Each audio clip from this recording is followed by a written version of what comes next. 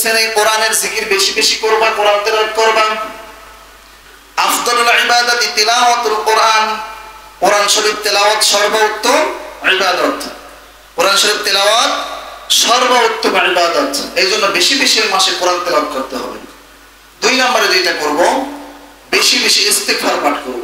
কি করব? বেশি বেশি ইস্তিগফার পাঠ করব। আস্তাগফিরুল্লাহ রাব্বি মিন কুল্লি যামবি ওয়া আতুবু ইলাইহি লা হাওলা ওয়ালা কুওয়াতা ইল্লা বিল্লাহ। এই ছোট্ট একটা কথা, এই জিকিরটা আমরা বেশি বেশি করার চেষ্টা করব। কথা বুঝতে পারছেন? তারপরে আমরা কি করব? তাহাজ্জুদ নামাজ পড়ার চেষ্টা করব। কি করব? তাহাজ্জুদ নামাজ পড়ার চেষ্টা করব। তাহাজ্জুদ নামাজ পড়ে যদি আপনি আল্লাহ তাআলার কাছে 2টা হাত উঠাইয়া দেন, আল্লাহ তাআলা আপনার সমস্ত দোয়া কবুল আর মঞ্জুর করিয়া নেবেন। সুবহানাল্লাহ।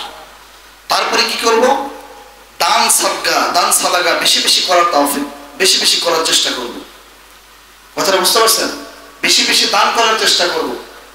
আল্লাহ তাআলা রাসূল আকরাম সাল্লাল্লাহু আলাইহি সাল্লাম বলতেছেন, যেই ব্যক্তি বেশি বেশি দান করবে, সাদাকা করবে, ওই ব্যক্তির জন্য শয়তান পর্যন্ত ভয় পায়। বলুন সুবহানাল্লাহ।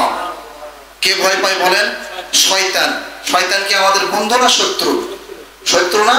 তাহলে দান করার জন্য যদি শয়তান আমাদেরকে ভয় পায়, তাহলে দান করার দরকার আছে না নাই? আছে না? আমরা দান করব তো ইনশাআল্লাহ। দান করব, বেশি বেশি সদকা করার ইচ্ছা অন্তরের ভিতরে জাগাবো। কারণ যত দান করবেন তত আপনার অন্তরকে প্রশস্ত করিয়ে দিবেন কে বলেন? আল্লাহ। কথাটা বুঝতে পারছেন? তাহলে 1 নম্বরে কি করব? কোরআন তেলাওয়াত করব। 2 নম্বরে সোমবার এবং বৃহস্পতিবার রোজা রাখার চেষ্টা করব। 3 নম্বরে দান সাদাকা করার চেষ্টা করব এবং 4 নম্বরে তাহাজ্জুদের নামাজ আদায় করার চেষ্টা করব। সালাতুদ দুহার নামাজ আদায় করার চেষ্টা করব। রাজি আছেন তো ইনশাআল্লাহ? আল্লাহ তাআলা সকলকে কবুল করুক। সকলে বলুন আমিন।